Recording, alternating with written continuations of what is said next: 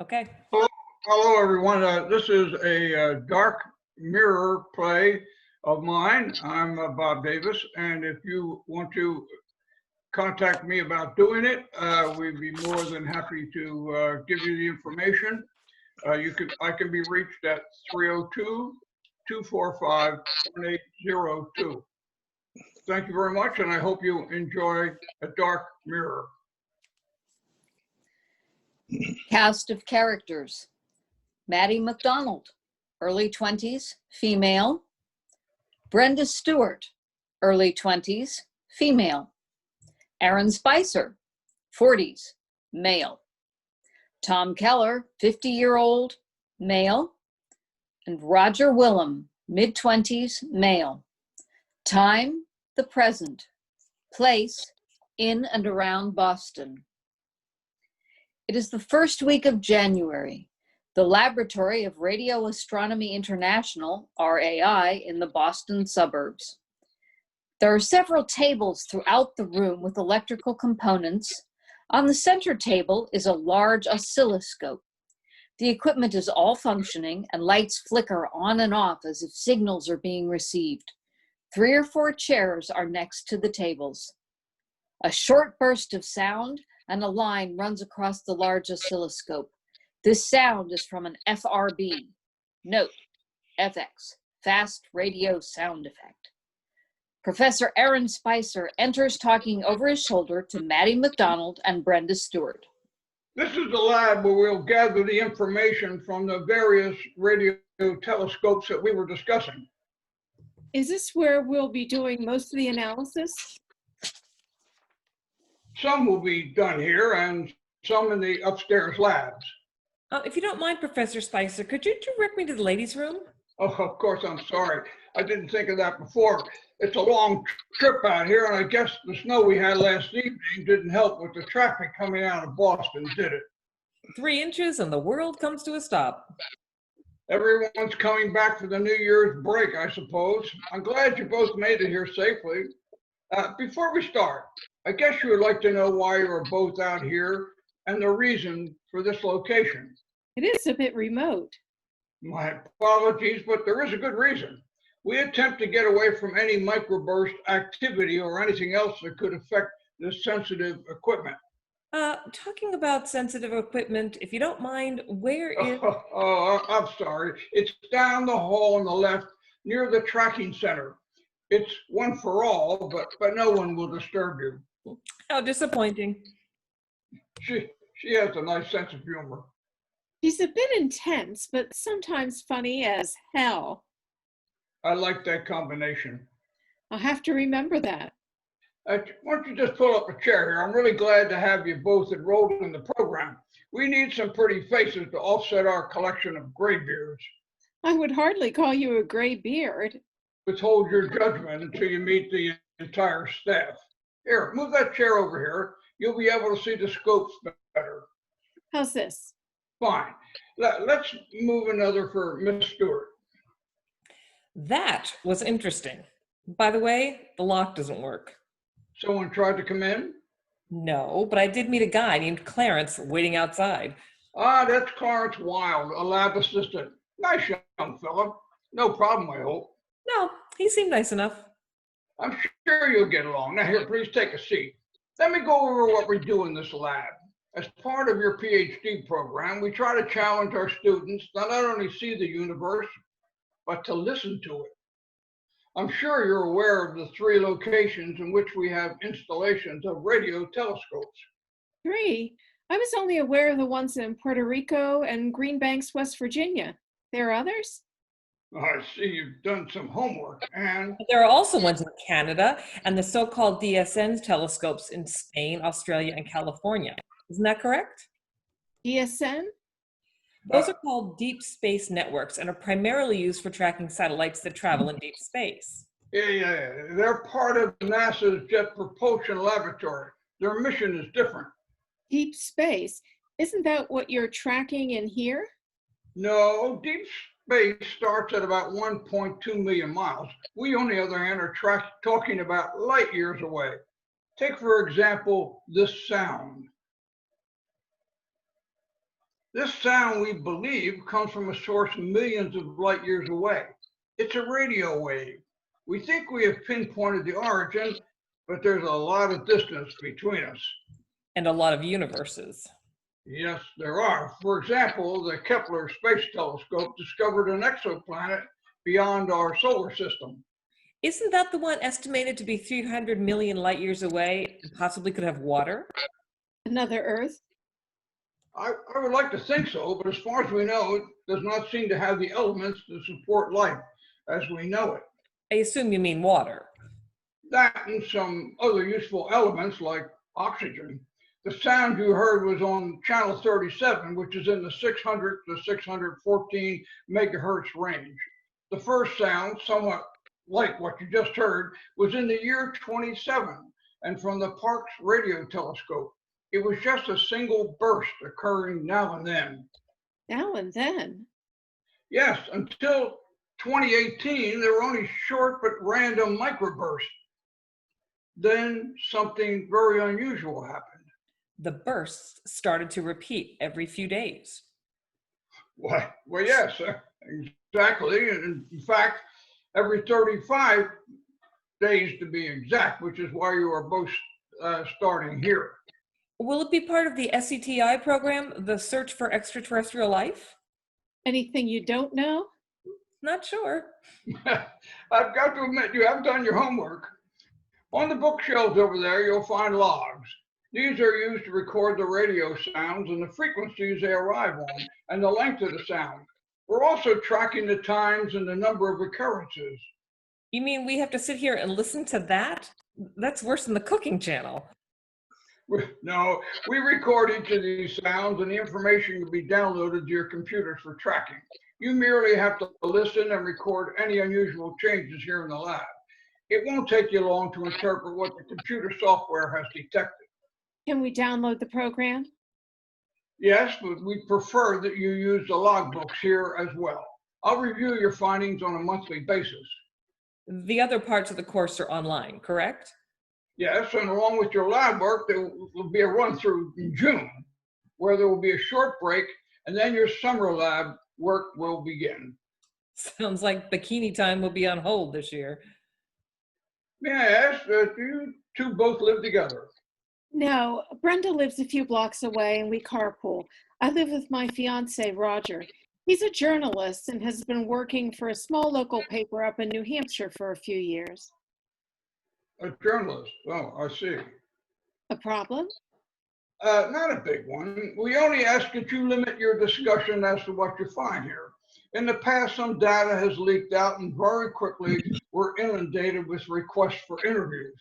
What sort of interviews? Aliens, spaceships, how do we contact other galaxies? We even had requests to talk to long dead family members. I'm sure you understand. Now let's get back to the sounds. Those that you hear and see translated here are microbursts. They only last milliseconds, right? Yes, and the reason you can hear them is because of the supercomputer that can slow down the sound and distinguish it from other space noise. Like radiation and solar winds? Yes, that's correct. The algorithm we use is called coherent integration. It helps to distinguish the most interesting signals from the clamor.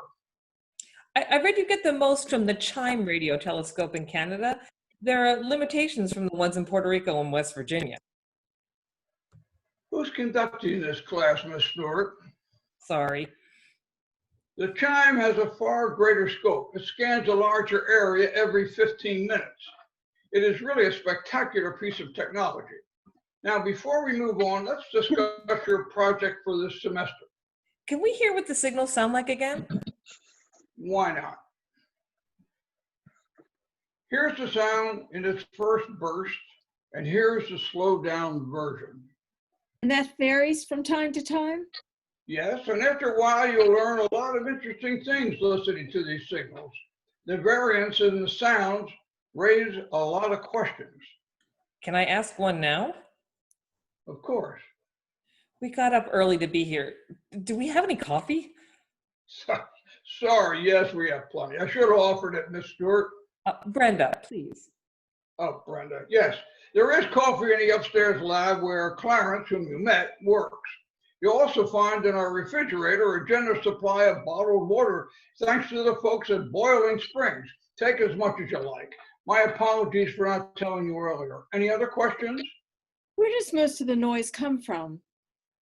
Perhaps Miss Brenda would like to answer that. I think from some exoplanets or exploding stars, right? Almost.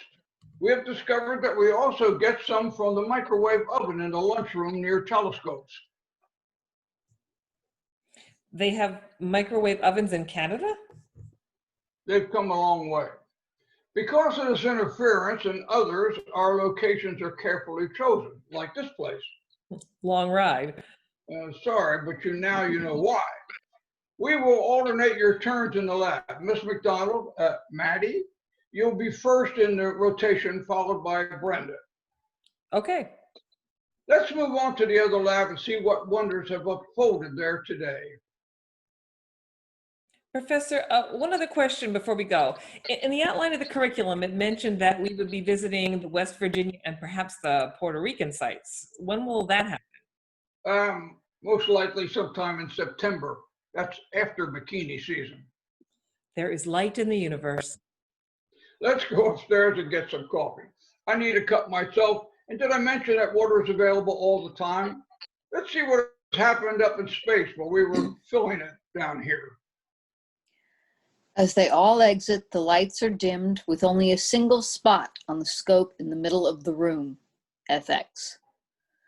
We hear the signal of the FRB, and it slowly segs into the sound of a violin playing "O Holy Night." Fade to blackout. Okay. Scene 2. Setting, 1 month later, the main classroom of RSI. Brenda and Maddie enter talking as they sit down at their desks and open their notebooks. They have cups of coffee and bottles of water. Brenda is dressed in a purple flower child long dress. In her hair is a faux red flower. It was certainly weird, I can tell you that. They must have been doing this since 1932 and must all be nuts by this time. Did you listen to all the audio tapes? May I first comment on your dress today? You like? It's my "if you come to San Francisco" motif. It becomes you.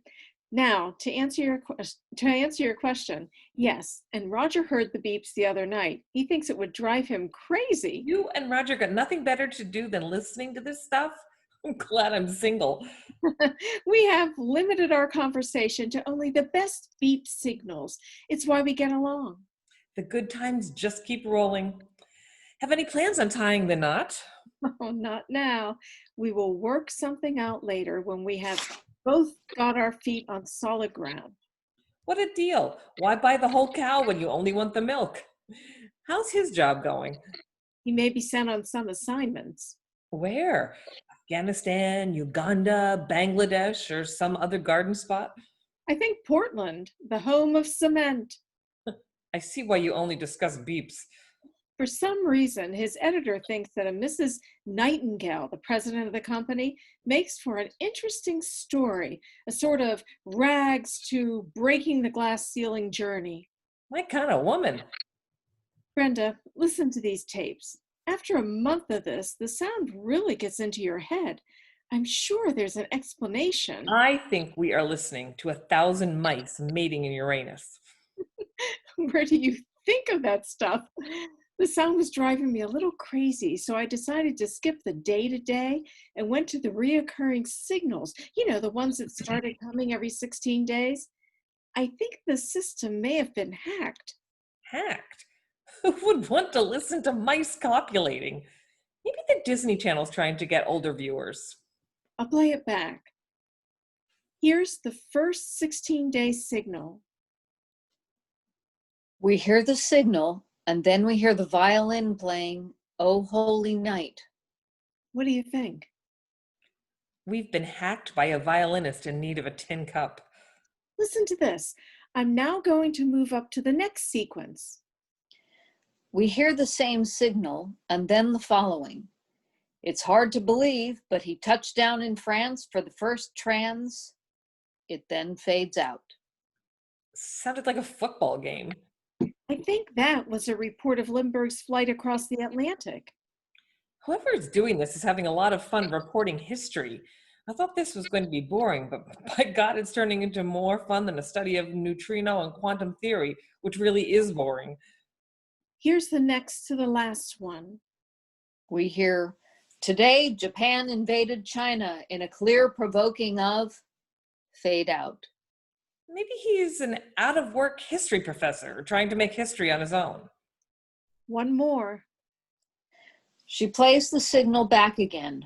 We hear Frankie Lane singing the first part of That's My Desire, then fade out. Who was that? I looked it up. It was Frankie Lane. He was really popular in the late 40s. Are you sure we're not listening to the Canadians trying out their new microwaves? Aaron enters. Morning, Maddie. Brenda, I see you have coffee and water. Much needed. I didn't realize I drove here in the morning until the coffee kicked in. Okay if we carry the water to our class? Certainly. It's still a little cold out there, isn't it? I can't wait for the spring to come and for another year of Red Sox games. I didn't know you were a fan. I thought you were only out there somewhere in the universe, not Fenway Park. My old professor, when I first started in this program, told me that in order to be in the business, you have to believe in the impossible.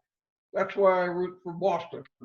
You're my kind of guy. You know how to suffer. Misery loves company. I hope you're both enjoying the lectures online. Maddie, anything of interest this month you would like to discuss or have clarified? Not sure where to start.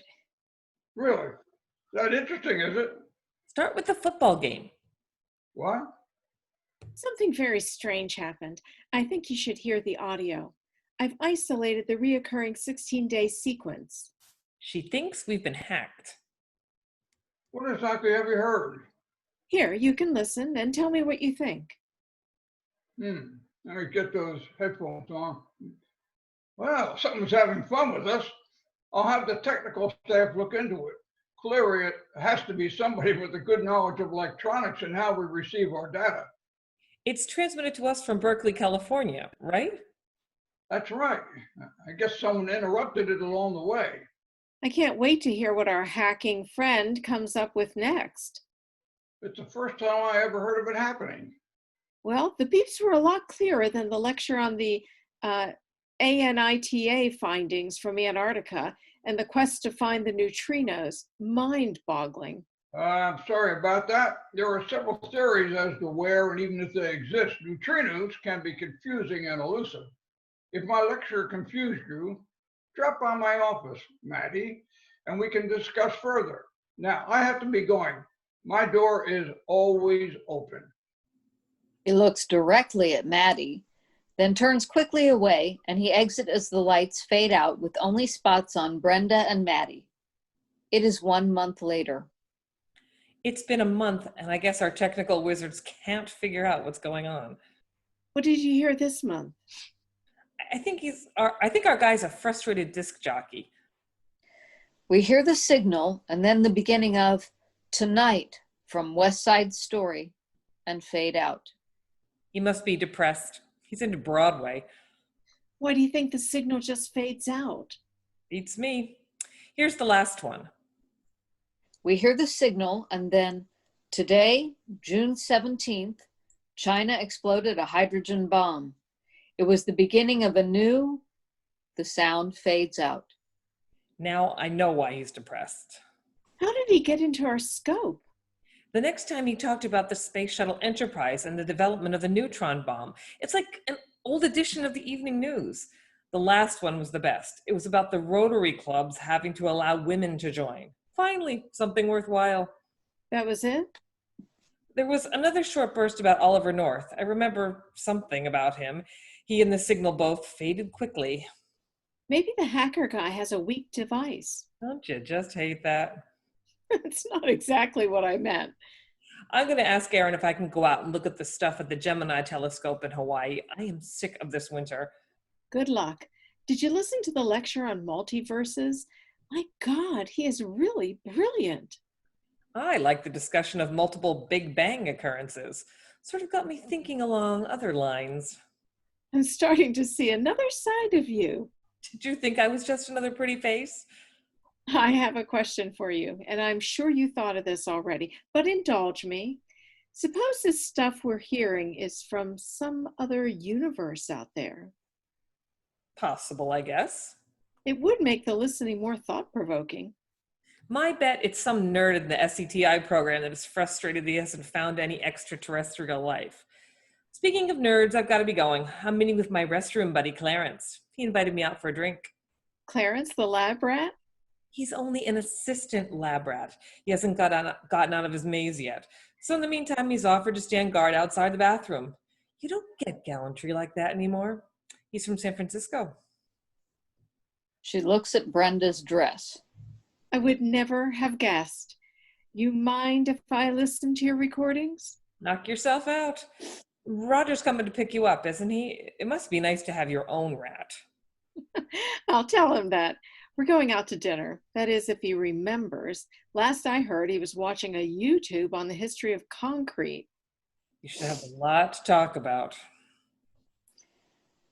Maddie opens her laptop, puts on her earphones, and inserts the USB stick and listens and takes some notes. She then puts in her stick from the previous month and listens. She takes it out and starts to look up something on her laptop and jot down some notes. Fassenden, Reginald, 1907. Oh, holy night, to the ships at sea. Blackout. Scene 3. A week later, the Crooked Pasta restaurant. Roger and Maddie are having dinner. I need something to get my blood up again. I'm still freezing. Remind me never to go to Portland again in the winter. That cold? The lobsters were wearing gloves. How was Mrs. Nightingale? Charming as usual, and by the way, it's Ms. Seems she dumped Mr. Nightingale when she became CEO of the company. She's not making any moves on you, was she? If she was, I was too cold to notice. She sounds like a real barracuda. Probably, but she does make for a great interview. I decided to change the story, which I was going to title From Concrete to CEO, to something like How to Make Concrete While Busting Your Balls. You're all class. I have something I would like to discuss with you. Oh, some interesting happenings at the lab or with your Professor Aaron. Now. Some of that stuff I overhear you listening to is really mind-numbing. Does he really know what he's talking about?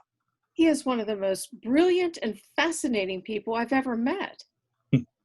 Fascinating, is he? Well, yes, but this has nothing to do with him.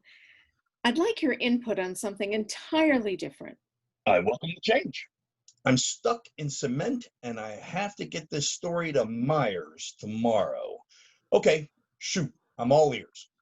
Something unusual has been going on with the messages we've been receiving. It may just be someone fooling around. Fooling around in the lab? Now you have my attention. Nothing like that. It was something I heard from our microburst. Good. For a minute, I thought it was about Professor Fascinating. Spreadsheet? Yes. In the first column, you'll see a date. Each date is exactly 16 days after the first. See that? Yep. Now, in the next column across from that is a short comment. You mean the one with Oh Holy Night? Yes. Now go down to the next comment. Charles Lindbergh makes the first flight across the Atlantic. Now look at the next. Japan invades China. And the next? That's my desire. Ooh, you trying to tell me something? Lighten up. That was a song by Frankie Lane in 1947. I don't know that song, but I do remember him. What's this all about? These are things I heard in the lab. Do you notice anything else on the spreadsheet? West Side Story and China explodes a bomb. Brenda heard those. I like the music stuff better. Every one of those have occurred every 16 days, just like clockwork. Every 16th day you hear this stuff? And something else, I checked the dates when these events occurred. See the last column? They're all exactly 10 years apart. What the hell does that mean? I'm not sure. So that's the fooling around in the lab. I bet Brenda is disappointed. Knock it off. For the past 2 months, they can't seem to pinpoint the source. This month, I'm back in the lab, and if they continue, and I'm correct, it will be from 1997 up to 2007. I have 2 more 16-day entries after that, and that should take us to 2017 and 2027. This is starting to sound like crystal ball stuff.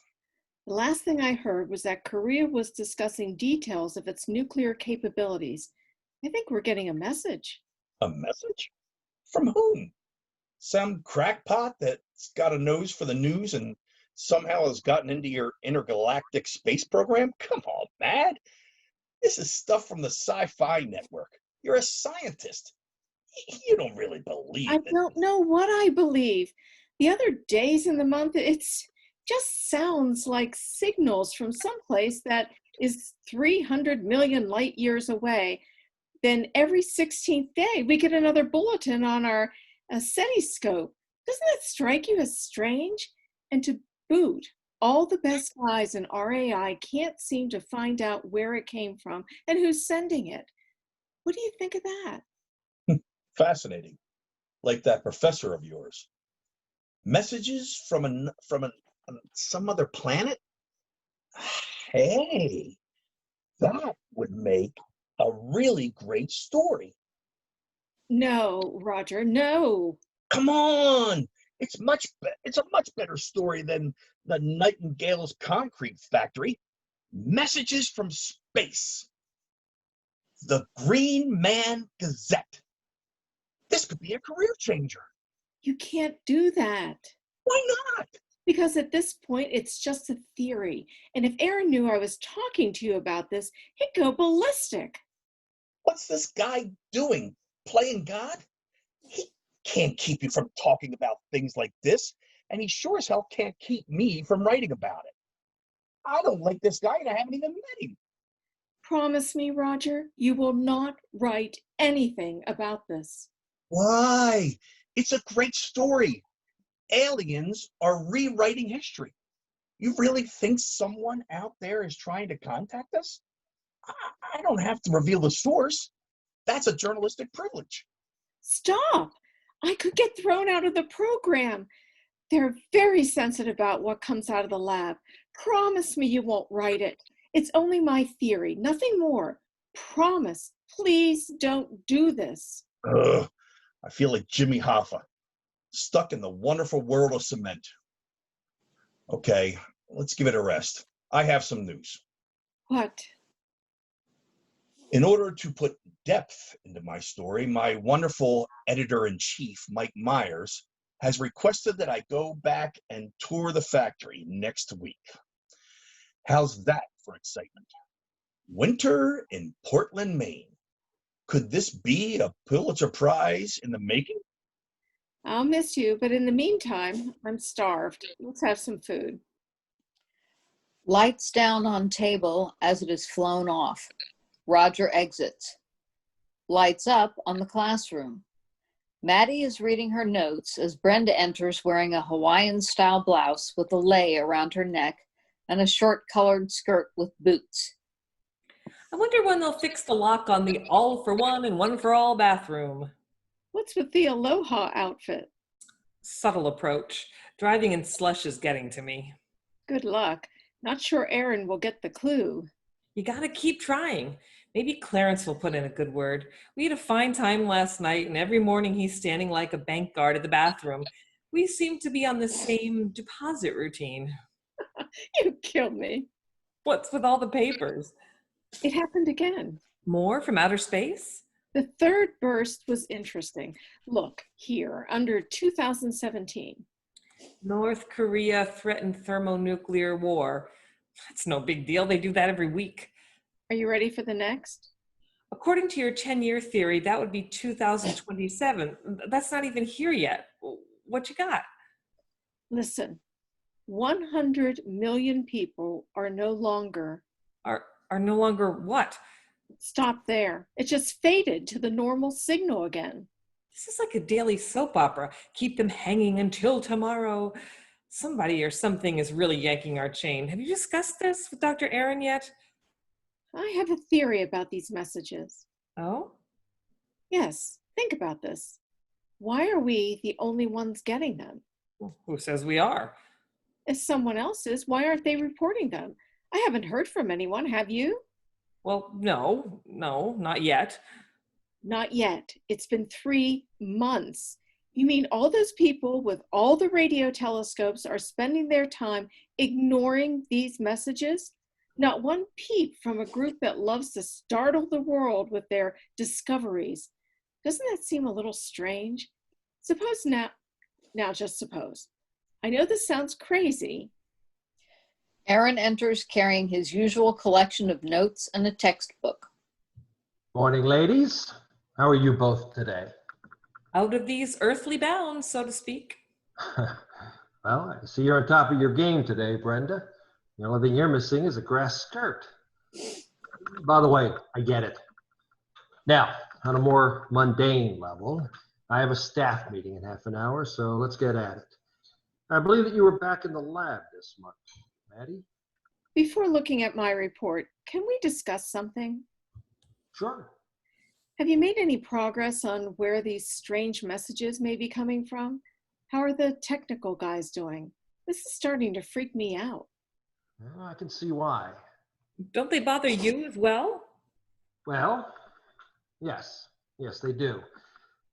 But I thought it would just resolve itself before I get the tech guys involved. So you have heard the messages as well. Yes, I have. Where do you think they're coming from? And any ideas? My bet is a toaster oven in Saskatchewan. I never believed they had microwave ovens up there. Well, it won't be that easy to unravel. You mean because you have numerous radio telescopes throughout the world and numerous methods of reporting the various radio frequencies. Yes, I can see why it's a complex matter and that we're dealing with some highly technical guy. You think he's trying to stir up some science fiction scenario? Maybe he's a writer for a movie or a television series. Could be a new opportunity for us, man. You sound like one of my kids. Look, why don't we be patient and keep this discussion among ourselves until we get to the bottom of this? It wouldn't take long. Anything else? Yes. And what would that be? Aren't the repeating signals only coming from FRBs on a set megahertz frequency? Yes, but each dish can have different frequencies. Then why are we only getting the sounds here? Well, let's hear what you've heard this month. I'll listen to it as well. Everything is pretty routine. The bursts come quickly and then fade. Nothing unusual until we get to the 16th day repeating burst. As you can hear, it starts out like all the others and then a short sentence, or should I say, part of a sentence. Maddie has an interesting theory. And what is that?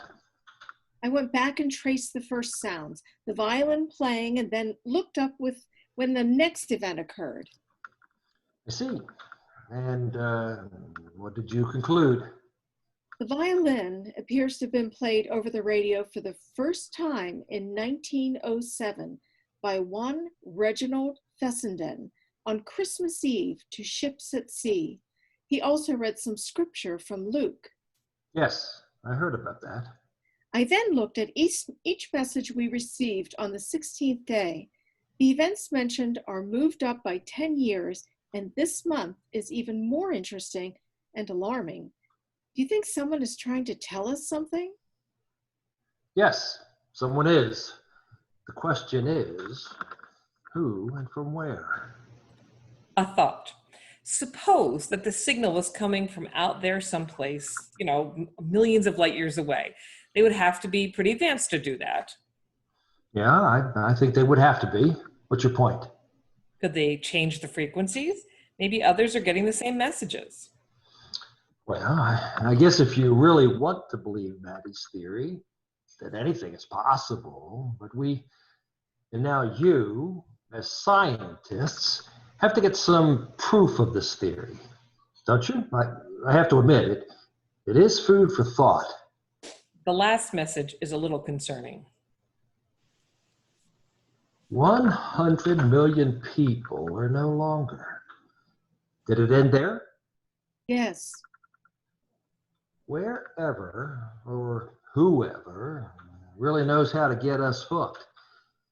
Maybe we'll be offered a subscription to some magazine or streaming service next. Could it be a real message?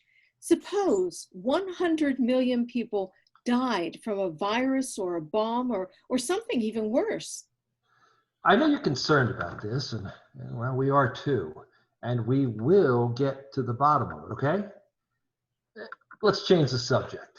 Let's discuss your lectures. So far, you are somewhat conversant on just what is happening in outer space. As we know, it is not a static place, but evolving. Things are not standing still. What do you two think is going on out there? You mean besides messages? Yes, besides those. You mean like blitzer stars and magnetars? Exactly. Any one of these can be occurring in the millions of galaxies and could be sending radio waves our way. I read that recently they pinpointed one source in our own Milky Way. Can't those repeating FRBs could come from any range of other progenitor models? Correct again. You continue to surprise me, Brenda. Me too. Me too. Okay, let's wrap things up. Brenda, you are listening next month, is that correct? Right you are. Before I go, one last point, Maddie. Let's keep this little discussion about your theory among ourselves until we either prove it or unravel it. Okay? Before you go, Yes? are the same techie guys responsible for the locks on the no gender bathroom doors? I know they're busy, but perhaps... No, but I'll report it to the operations department. That should get things moving along. I would just hate to get locked in or out. I'll see you next month, both of you. If anything comes up in the meantime, I'm always available. Nice work. Ta-ta. Well, Maddie, it looks like you scored some points. Open door it is. Well, don't worry about me. Who knows what another month of bathroom roulette with Clarence will bring. I'm not sure he's really convinced. There was more, but I never got a chance to mention. He sort of cut us short. You really are caught up in this, aren't you? I know this sounds crazy, but maybe these sounds and messages could be coming from a parallel universe. Parallel universe? You mean another Earth? Exactly. Just suppose they're telling us what happened to them or trying to get someone to listen. But all the stuff we've heard so far is from what has already happened here on our planet. Why tell us what we already know? Could it be, now think about this, are we going through the same events as they did? I know it sounds crazy, but I keep getting the feeling there's a lesson and it's not from some crackpot with a transmitter. And I also have a hunch we're not the only people listening. Maybe Clarence is tuned in. Do me a favor. After you get the next burst, let me know if there's another message.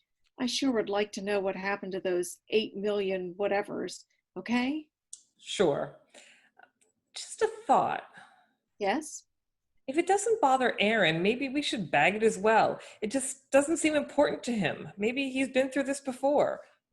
I know I shouldn't get all worked up, but I have a feeling something is going on and we're being kept at arm's length away. Do you get the same? Suppose we are getting a message from some parallel universe. What are we or anyone supposed to do with it? I would think our chosen leaders in Congress would be a little concerned. And you think they could ever convince the rest of the world to do something about it? Christ, Maddie, they can't even agree on a budget. What would you say if we hear that some country started, say, a thermonuclear war or developed some virus or plague? Don't you think there would be some concern? Sure. Be on the news every night at 5, 6, and 7 and tell everyone to stay tuned for more at 11. You're pushing the envelope, man. You're right. It is bits and pieces and may amount to nothing. But I just can't get over this feeling. Have you discussed your theory with Roger? I'm sure it would make for a great breaking news story. Yes, last evening, and I told him to keep it under wraps. He was not happy. He thinks I have something going on with Aaron. You're kidding. Then again, I see he has a certain look when talking to you. You never know what he's thinking, and it may be more miniskirts than microbursts. Very funny. You know, I would love to have heard the remainder of the 100 million transmission. What's your take on that? Maybe it's the number of burgers served.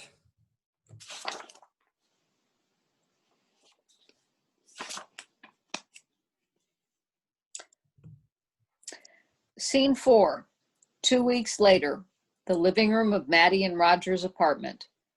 Maddie is sitting on the couch reading a large textbook and taking notes. She goes over to her laptop and turns it on. We hear Aaron's voice.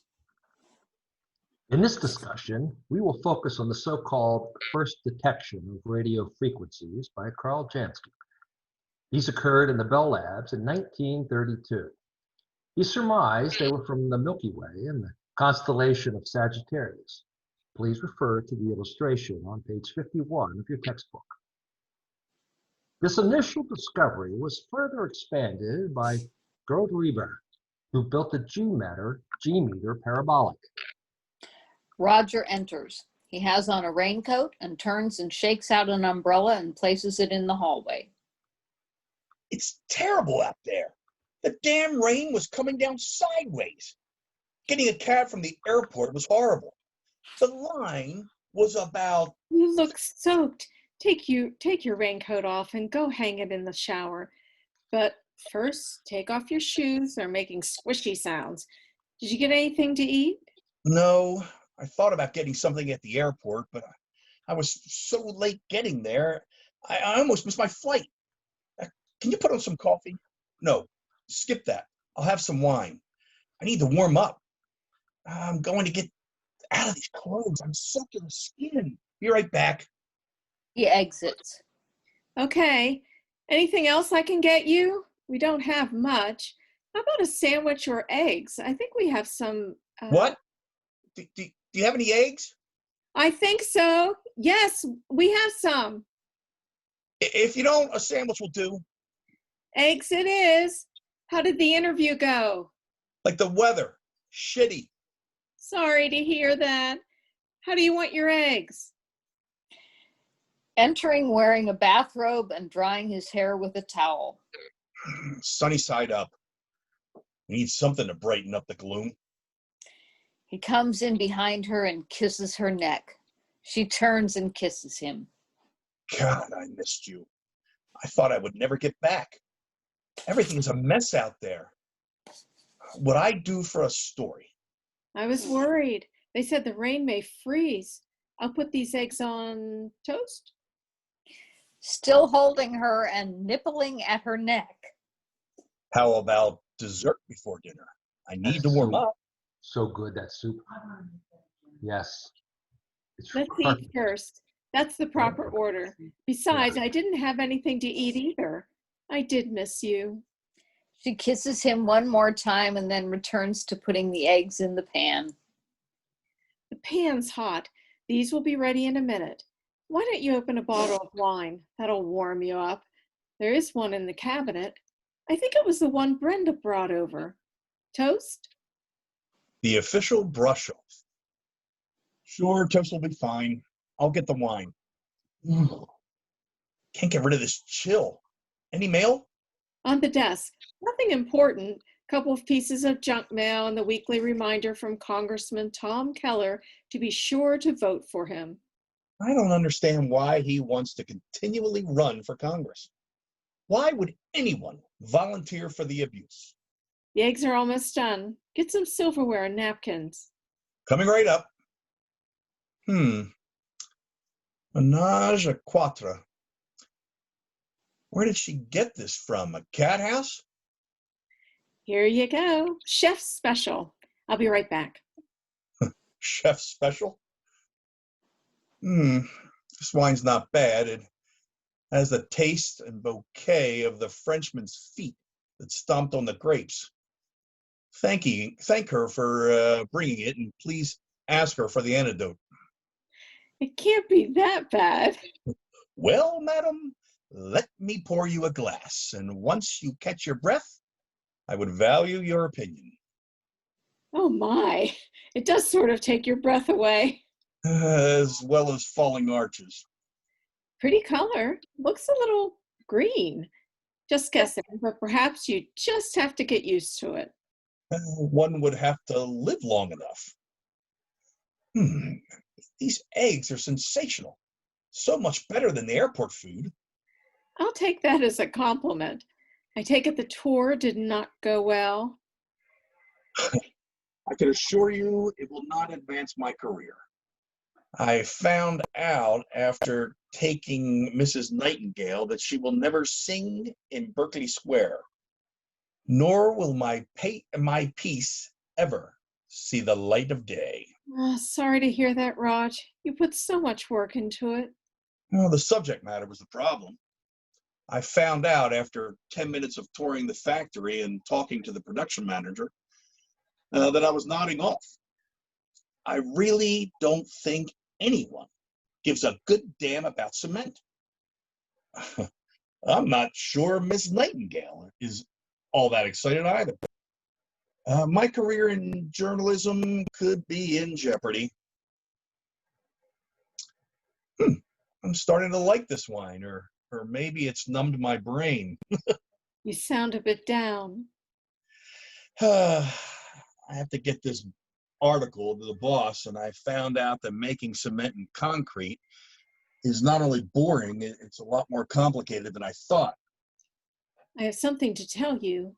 Did you know that cement is pulverized limestone with oysters and freshwater mussels or seashells? Then these are then high heated to get rid of the CO2. You can't have any of that. Then there is the issue of concrete. Roger? You have to have a mixture of cement and water mixed with the gravel. Making workable concrete is a pretty tricky business, I can tell you. You have to wear a respirator or you... Roger, please, can I have your attention? Oh, sorry. I thought you would be as fascinated about concrete as I was supposed to be. Would you like to hear about making pickles? Then maybe that may be my next foray into the wonderful. Her cell phone rings. It is on the desk. Hand that to me, will you, darling? It's the wine merchant, Brenda. Most likely checking to see if we're still breathing. Oh, nothing. Just something Roger said. Yes, he is starting to get funny. How are things in the lab? Really? Sure, I would love to hear it. Hand me my pen and that notepaper from the desk, will you? More stuff from space? Can't wait. Shh. Okay. Okay, play it back. Holy shit. I didn't know what it means, but I don't know what it means, but it is frightening. Have you discussed with Aaron? Aaron. Roger, please, this is important. Let me be sure I have it right. That's it. I don't know, but we have to do something. I know, but this is a message, I'm sure. Okay, but let me know what the next transmission says. You have, what, like 15 days before the next one? Okay, I'll see you tomorrow. Yeah, around 6. I hope this rain doesn't freeze. Bye. What's that all about? You look worried. Something gone wrong at the lab? Maybe something even worse. Are you allowed to confide in me? I will if you promise you won't say or write anything about it. Let me hear what you have to say first. No, you have to promise. You're putting me in a tough spot. Tell me what you heard, and we can talk about it after that. I won't write until we talk. How's that? Okay, I guess. We've been getting some things that are really troublesome.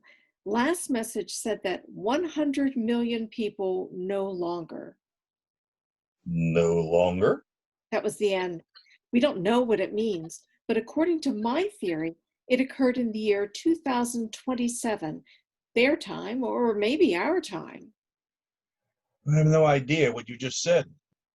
As you know, I've been tracking the transmissions from the violin solo, which was around 1907 up to 2027.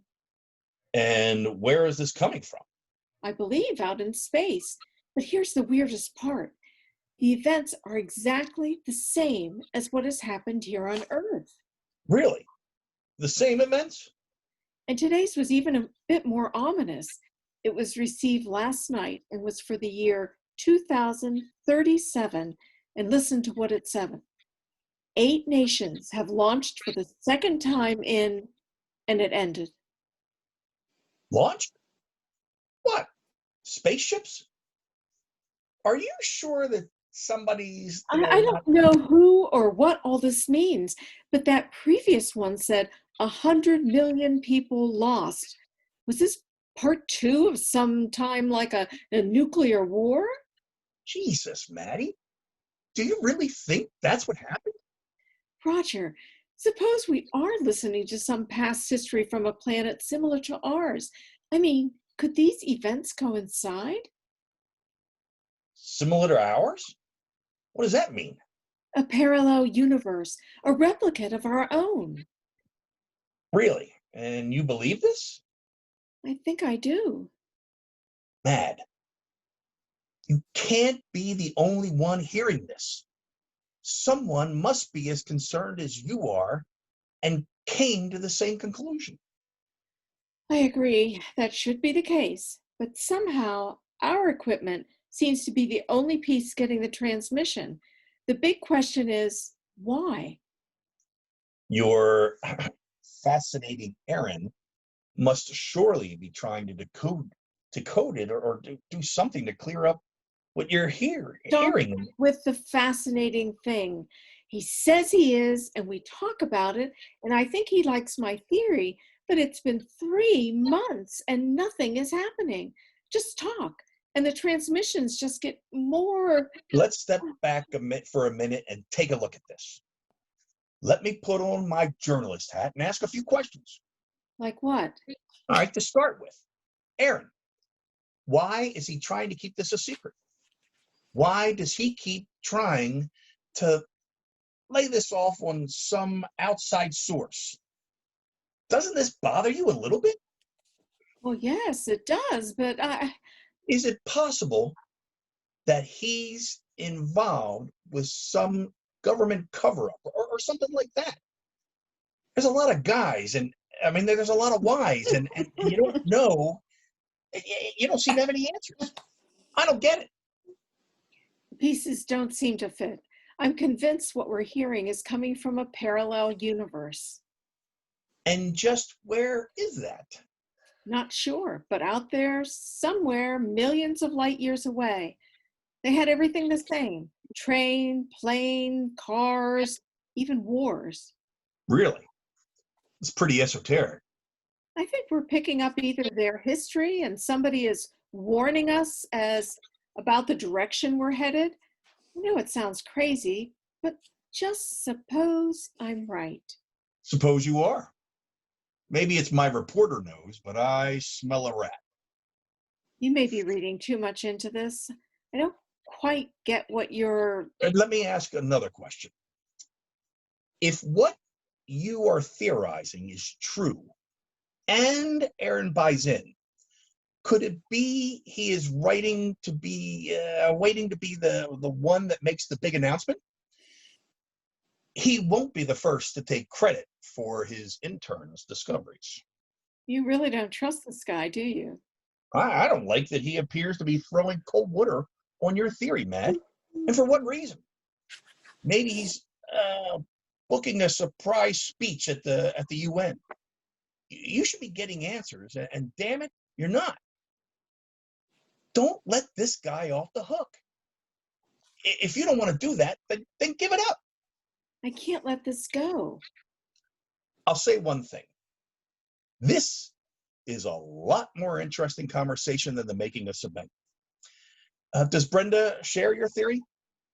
Not sure. She's worried that it may leak out and jeopardize our scholarships. It should leak out. How else can you get to the bottom of this? If, in fact, there is a bottom. If we could only get some other good minds discussing it. Let me put my journalistic hat back on again. The most important question is, first, how do we get this out to the people that matter? Second, are you ready to crash out of school? This is a pretty important move on your part.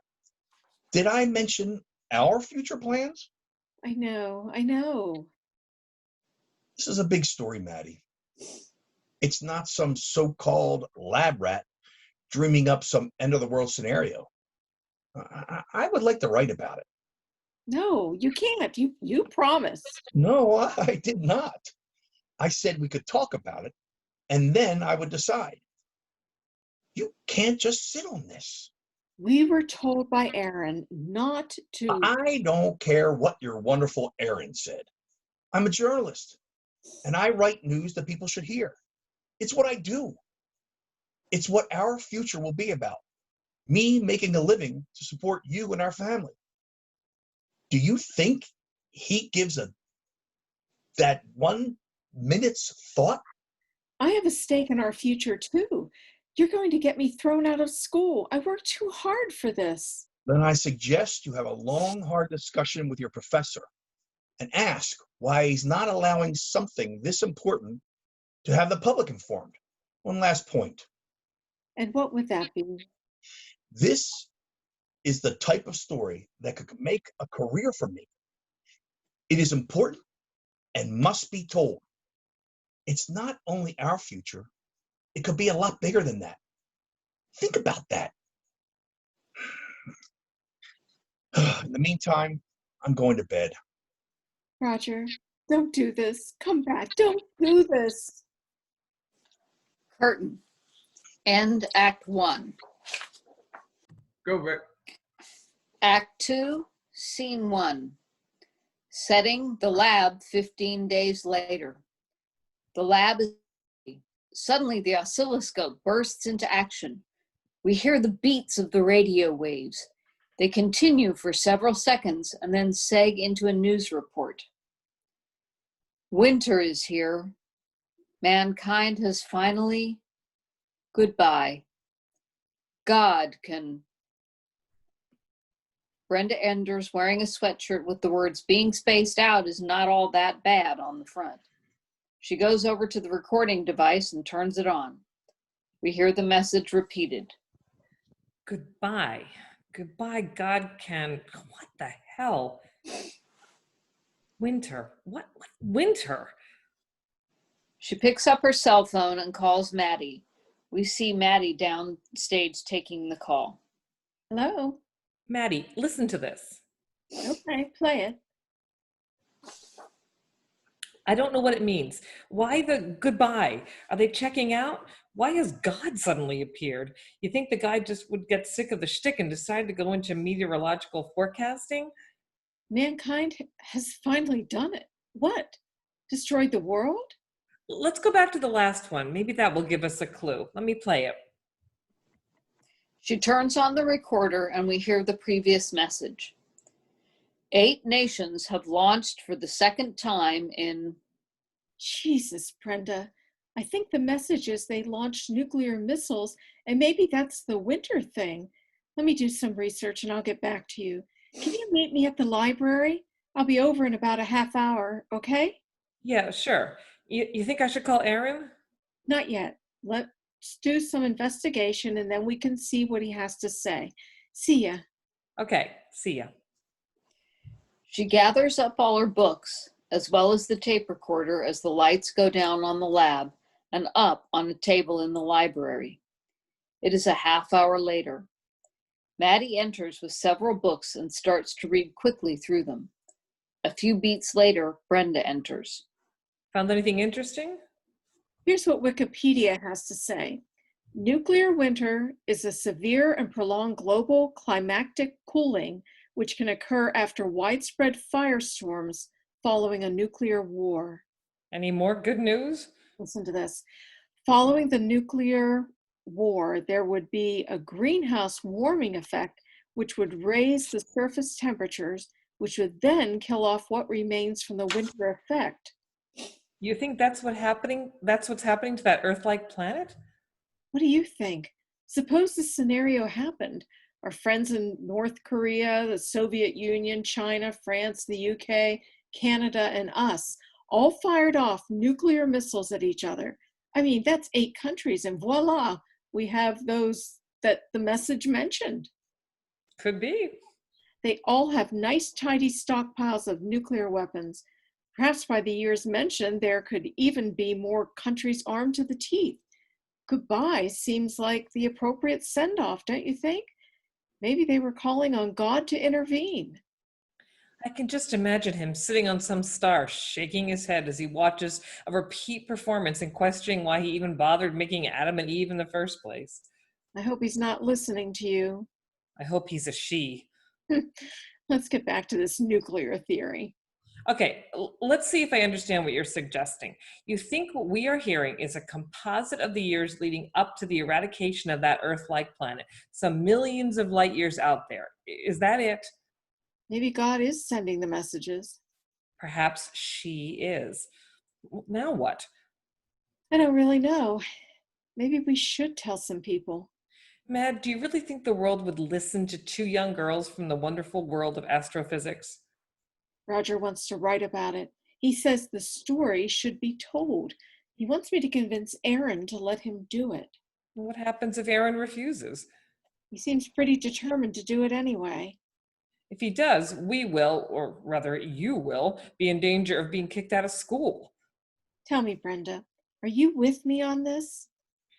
Before I answer that, let's see what Aaron has to say one more time. Let's push him a bit.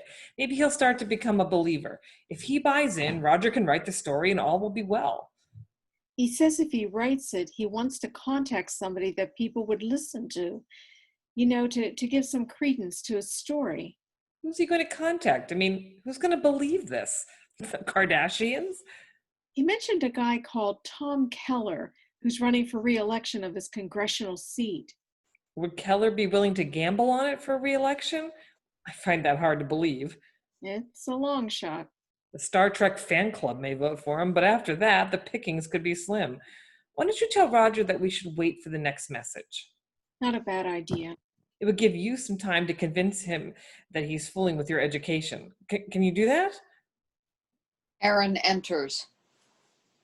Morning, ladies. And how's the world and the universe treating my 2 favorite students? You seem a bit chipper today. Some startling news from the world out there? I love your sweatshirt. I'll have to get one. 1 trip to Hawaii and this one's yours. That could be a deal to consider. But in the meantime, and along those lines, I have some news for you both. You've both been assigned a field trip and will not have to work in the lab for a while. Hawaii? You can have the shirt now. Unfortunately, no. You're going to the Chime radio telescope. In Canada? Canada? Freeze my coconuts off. It's not that bad in British Columbia. And after a short time there, you'll move on to McGill in Montreal and then the University of Toronto. Are you coming too?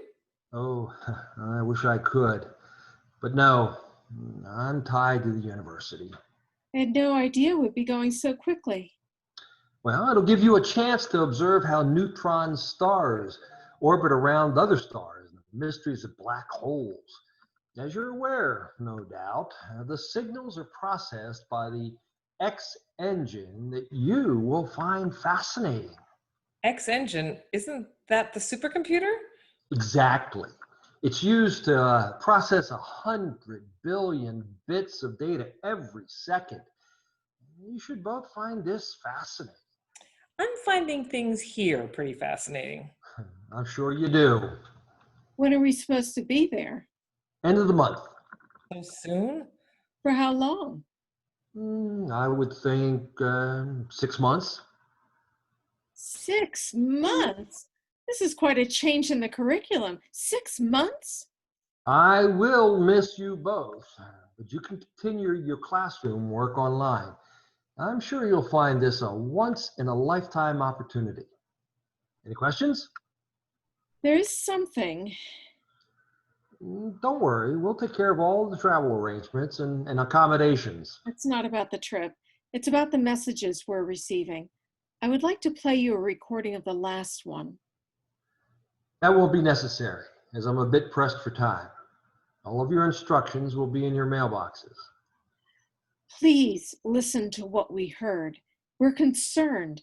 8 nations have launched for the second time in, and winter is here. Mankind has finally, goodbye, God can. What do these mean? I really have no idea, but it is interesting.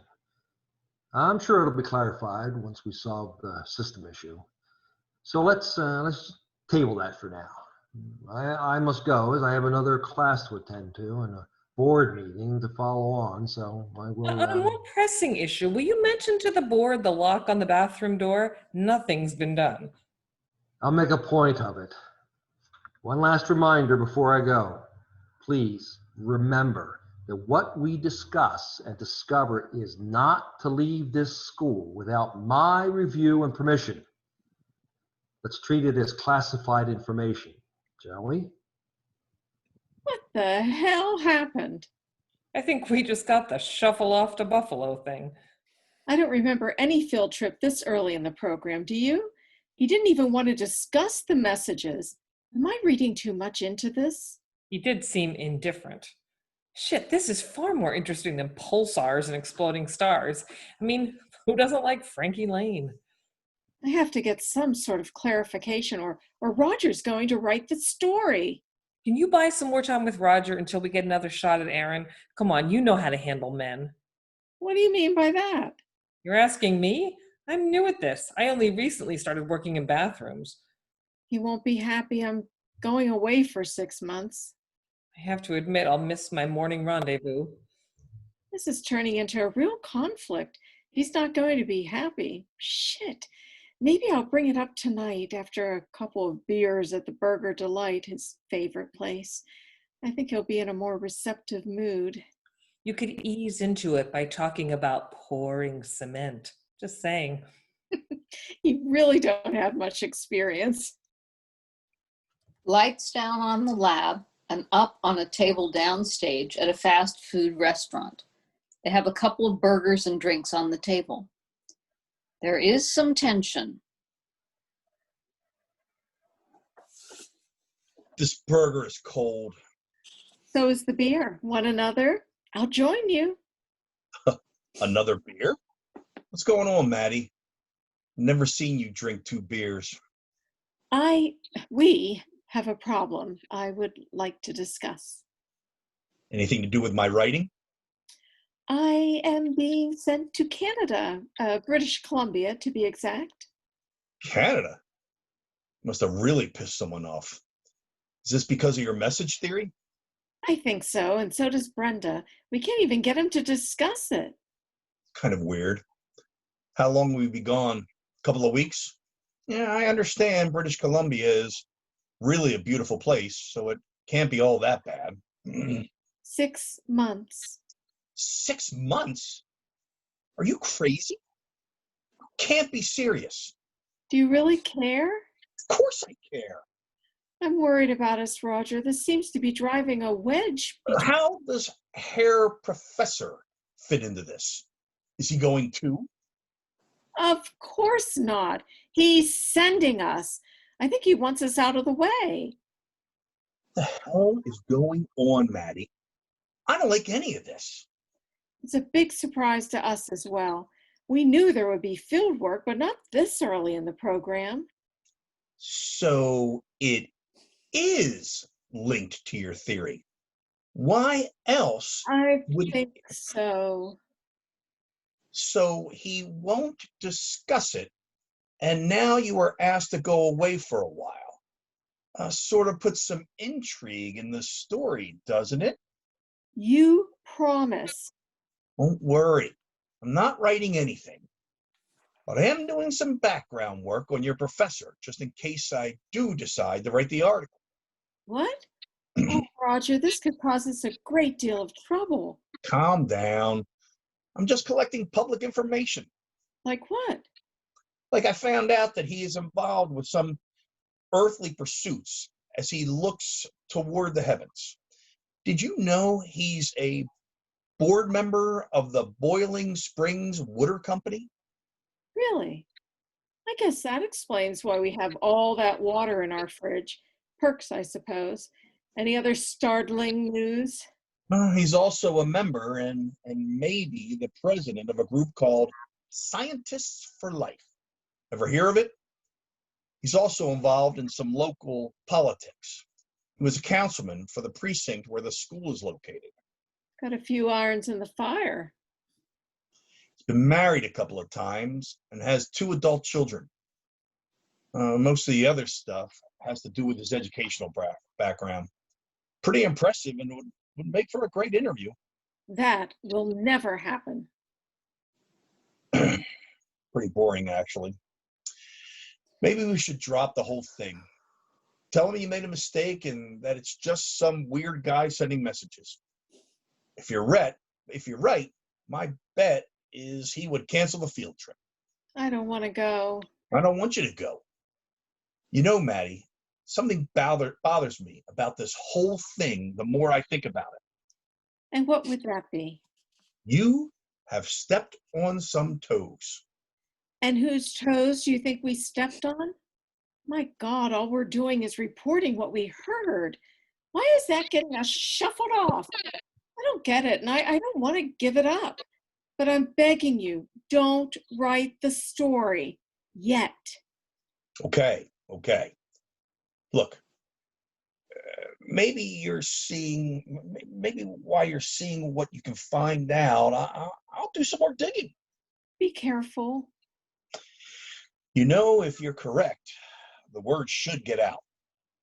I'll see if I can identify somebody that would spread the word in high places. Who would you suggest? Let's see what the Pope's up to. This food is terrible. Let's get out of here. We have some making up to do, and I promise I won't talk about Ms. Nightingale. I love you, Roger. She Let's leans go. across the table and gives him a lingering kiss. Let's go before the beer wears off. They get up and exit arm in arm.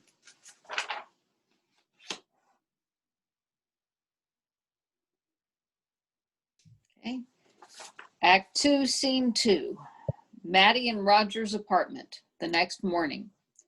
Maddie and Roger enter from the bedroom. It is apparent that last evening was a success in patching things up. Last night reminded me of an old Eugene O'Neill play. Really? Which one? The evening became electric, or something like that. I'm shocked. I'll make some eggs. Roger's phone rings. Hello? Mr. Myers. Pretty early. Really? Well, yes, I am interested. Well, that certainly is not good news. I see. Only that part. So she's not interested. Well, okay. Where do we go from here? Chickens? Really? Chickens in Delaware? You're not fooling with me? Of course not. I imagine that could be fascinating. Yes, I am disappointed, but I see that's the way things go. Sure. Thanks for the call. See you in the office. Shit. What's going on? They didn't like it, Your editor? as well as the ever popular Ms. Nightingale. In fact, she hated it. She said it made the entire company look trivial, which it is. I'm sorry. What are you going to do? I'm getting a drink. It's too early for that. Now cool down and tell me what he said. She rejected it. She said it was the worst thing she had ever read. What didn't she like? I suppose she didn't like the part about her ex-husband. She said I shouldn't have interviewed him. Who cares? He was the best part of the story. He said she was a bitch on wheels. I imagine she didn't like that either. And sometimes you have to tell the truth. Did Mr. Myers give you another assignment? Yeah. I am to look at the wonderful world of raising chickens for fun and profit. How's that? Chickens? Where? Someplace in Delaware. Shit, I don't even know where Delaware is. Gives a damn about chickens. I think this is another way of getting me to quit. Why would they do that? I think your story about cement was interesting. Your research showed how little we really know about cement. I mean, I didn't know you used limestone. Her cell phone rings. Hold that thought. Oh, hi, Brenda. What? I don't know what to think. That was it? That was all it said?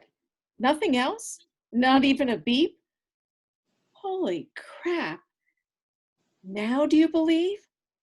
Okay, see you later. Thanks for the call. Something from the lab?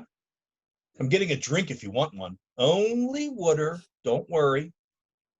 We have some of that bottled spring stuff in the fridge I brought home. We have gallons of it at the lab. More messages from beyond? Yes. You say anything about the chicken farms? I could use a lead. This time, Roger, they finished the last sentence. Remember where it ended with God? This time it ended, God cried. Then nothing. Not even the beeping signal. Nothing. That was it? That planet no longer exists. The people destroyed all life on it. I know it's where we're headed. I'm sure of it. We have more nuclear warheads than brains and more countries with them. All we need is one of the loose cannons to fire one off and we are all toast. Who's going to stop it? I'm sure that's what happened. Something triggered it, and before you know it, everyone does seem to be pissed off at everyone else. We have to do something. We're getting a warning and our time is running out. I don't care if they kick me out of the school. I know I'm right. And Roger, I'm not going to Canada. I want to get this message into the right hands. You talk to your parents? I'm sure they'll be upset. They would be more upset if I did nothing. Will you help me? The whole idea sounds crazy, Maddie, but it sounds like a lot more fun than plucking chickens. I'm in. Sooner or later, we will have to get the word out. I have an idea where we could start. Where? He picks up the brochure from Congressman Keller. How about I give this guy, Tom Keller, a call and explain what you think is going on? I don't know. What do we have to lose? Perhaps we can get a meeting with him and you can show him your spreadsheet. The more I think about it, the better I like it. I'll give him a call first thing in the morning. Be careful, Roger. He's not interested. I'll try to come up with someone else. Do you have a plan B? Plan B, I suppose, would be me trying one more time with Aaron to see if I can get some answers. Maybe that should be plan A. On the other hand, you could just bag this, Maddie. You really want me to do that? No, not really. But what I would like to do, if these approaches get us nowhere, is... What? How about we get married and start a family? I could write in some local And public. what about our family? What about that family? Do they have a right to live in this world, or should we just bring them in and let them get blown up as well? Is that what you want? No, but I don't want to see you get hurt either. This crusade you're on has some dire consequences. Consequences. Oh, yes, it does. It sure as hell does. Face it, you are not the first person to say we are headed to destruction. Will anybody listen? God cried, Roger. God cried. Didn't you hear that? Somebody is listening. It is us. I'll make the call first thing in the morning. Blackout. Scene 3. The lab the following afternoon. Maddie enters and sits down in one of the chairs. After a beat or two, Brenda enters and is excited. Today, she's dressed in a sweatsuit with a headband and sneakers. Traffic was terrible. I'm glad this meeting didn't start until 1. It was my workout day. I was in a relay race from our Fit Ladies gym class. Really? How far? 2 miles. You ran 2 miles? My God, Brenda, you're not even sweating. I was the starter. I was the only one they could trust with a pistol. Sorry I couldn't bring you out. No problem. Maddie, before Aaron gets here, I have something to tell you. You seem a little excited. You know that guy I've been meeting at the bathroom? Clarence something, that lab rat? Yeah, that's him. Last night he told me there were other messages and that they had come in on different frequencies. I knew it. I just had a feeling. They came in on channel 38 and 614 megahertz range that we have been receiving. And Aaron knew? Apparently. Have they been recorded like ours? I think so. Can we get a copy? I would love to hear them. Maybe. I'll ask him to have drinks with me this evening. He seems eager to please. Let's see what develops. This could be an interesting lab. Are you going to confront him? You bet. Aaron enters. Have a seat, ladies. Before we start today, I would like to discuss a serious situation that has been brought to my attention. They closed Canada. I received a call from Congressman Keller just about a half hour ago. He's dropping out of the race? He received a call from a Roger Millam. Is he your fiance, Maddie? Yes? He called Keller? I thought that I made it abundantly clear that anything that happens in this lab was to be kept confidential. He wanted to know why some students wanted to have a meeting with him. What did you hope to accomplish? We thought someone should know what is going on and to get help. You have caused us a great deal of embarrassment. I assured him that you were just starting with us and that we were addressing the issues you wanted to discuss, which I assume are the messages. Is that correct? Yes. It is only a theory, nothing more. And I'm sure the board will not be pleased that you are pursuing something that has no scientific support.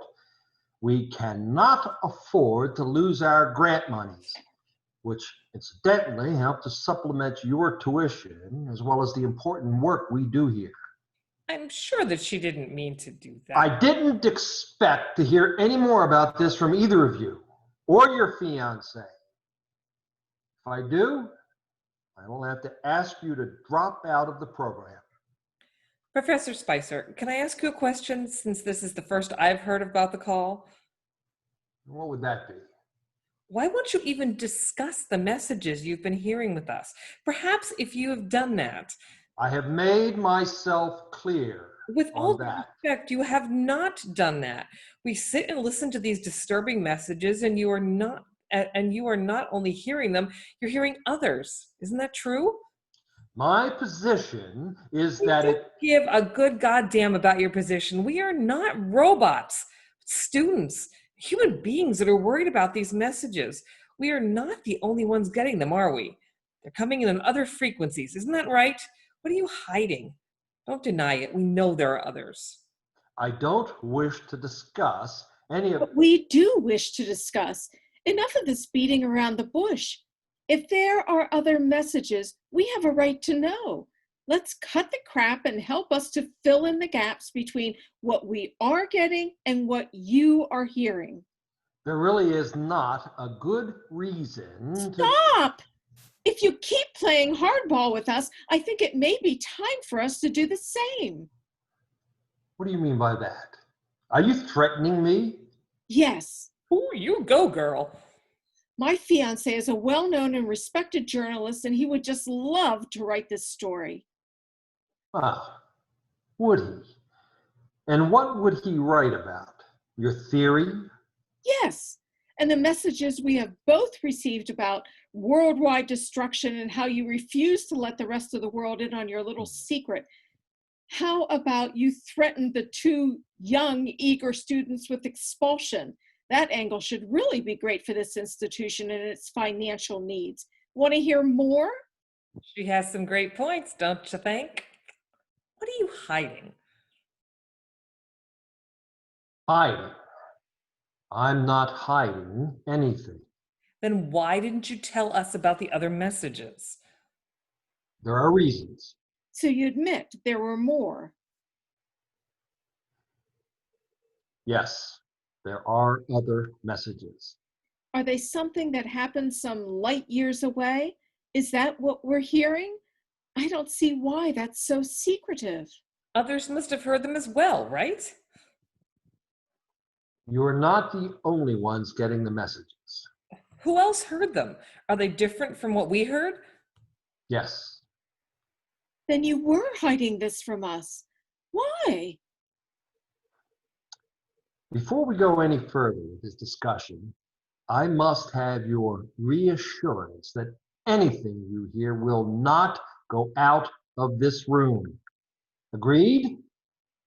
That means even with your fiance. Okay with me. I don't have one of them. Maddie? First, I want to talk about this before I make that commitment. I want to know what's behind all these secrets, and does it have something to do with our sudden field trip? What's this all about? It's complicated. We get that. Tell us what we're missing. You're not the only ones that got the messages.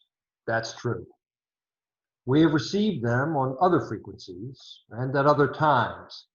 We were not sure of what we heard, and we didn't want to jump to any hasty conclusions. And you think that we would do?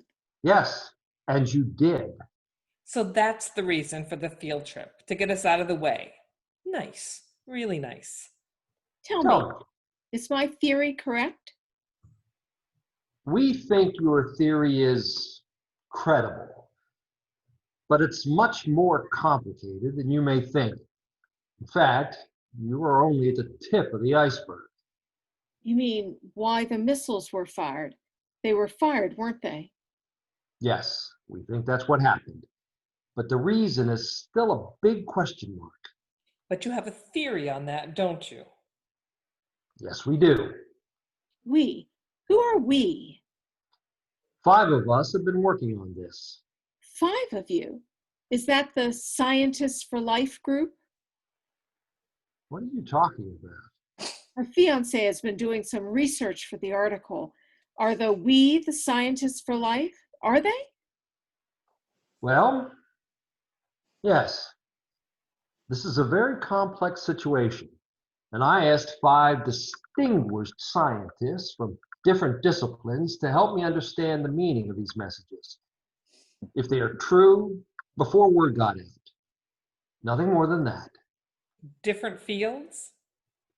I felt we needed a wide range of expertise to see and to understand what we were hearing. There was some skepticism on my part. How were the messages received? They were sent out on multiple wavelengths and perhaps from various places on the planet. So more than one country was involved. That's our conclusion. Does that mean their entire world was concerned that they were headed to some terrible ending? Was no one listening until it was too late? Is that it? We assume so. The messages started at the beginning of the year, and on the 5th day, we received a short burst about CO2 levels. CO2? You mean in the atmosphere? Yes, and after the message you received on the 16th day, we heard this message: endless summer. Holy shit. Does that mean the air was so concentrated with CO2 that the world had no more winters? Until the big one caused by the nuclear war. It became even more dangerous. What could be more dangerous than no more winters? Water. They were running out of water? Holy shit. Worse, some were hoarding it. The haves and the have-nots. Exactly. There were a series of short messages referring to deserts and some other to drought. We thought the heavily industrialized countries kept the water they had from the other countries so that they could keep the factories, autos, and their important infrastructure running. And they in turn kept putting more lethal gases into the atmosphere. What a wonderful fucking world. What happened when the water dried up? Well, they had to borrow it from other countries. Borrow it? You mean they bought it? Or did they just try to take it? We think the latter. And in the process, some 100 million people died of thirst. So that was what the message meant. My God. We surmise once the water ran out, the war was on and the missiles started flying to keep those without away. At least that's our premise. And a nuclear winter followed. And that was followed by a superheated planet that burned most all remaining life, save for a few. And you didn't want to discuss this or tell anyone? Why would that be, Professor? Why didn't you want people to know? I don't get it. There's more. Jesus, you guys have been busy. No wonder we can't get a lock on the bathroom door. We heard another series of signals on another frequency. What did they say? They were trying to escape the planet. Who? Not sure, but we know that they had rocket technology. I wonder who was picked and who was on the selection committee. We're not sure, but we don't think any of them made it. Where were they going? Was there another life-supporting planet? There's always that possibility. So what do the 5 scientists propose we do? We haven't decided yet, but for the present, nothing. Nothing. Isn't that what the other world did? I don't understand. Don't we have a chance to avoid the same thing happening? How can you all do nothing? Somebody has to speak up. It will not be any of you, not Congressman Keller. I get that, but then who? I want you to put your save the world stance aside for a minute and listen carefully. Let's suppose that we tell every world leader what we heard. What would they do? They may, in fact, have already received the same messages. We just don't know. If they did, my guess is they would start to cut back on the greenhouse gases that caused the drought in the first place. Do you really believe they would give up cars and factories as well as agriculture that fuels their economies? Perhaps the highly industrialized wealthy few could afford to cut back, but we have emerging nations and dictatorships that would never do it. They would want their piece of the pie. So where do we go? What would you do? What would be your next step? Well, I guess save or hoard water. Is that what you mean? Exactly. And then we move the world to the same destructive sequences we had forewarned about even faster. What we need is time to figure out how we educate the individualized world to be sure of the worst case scenario does not happen. And you five can do this. Well, we think there may be a scientific solution to cleansing the air as we keep the wheels of industry turning. And who is going to do that if we keep this secret? Just 5 guys? Why not tell our government or a whole bunch of governments where we're headed? There are not only scientists in our group, there are economists. Why? My bet is the one that comes up with a solution makes a lot of money. Is that it? You not only come up with a solution to cleanse the air, you sell it. You've got to be kidding. You do that? That is a simplified and naive concept. Think for a minute as to just what chaos this would cause. Water would become more precious than money. It would be a point of power that one country could use against another. We hope to avoid that. We will offer a solution to them all. No, you mean you would sell a solution to them all? Not really. Our focus would not be just on cleaning up the atmosphere, but finding ways to control the water supply as well. You think we're the only country that knows? At the present time, yes, but we're not sure. So we are in the so-called catbird seat. And if we don't solve the heating problem, at least we will still have the water. Once we have a solution, we will tell them about the messages and about our technology of cleaner air. They can have the solution if they agree to conserve water. Everybody wins. And what happens if they don't agree?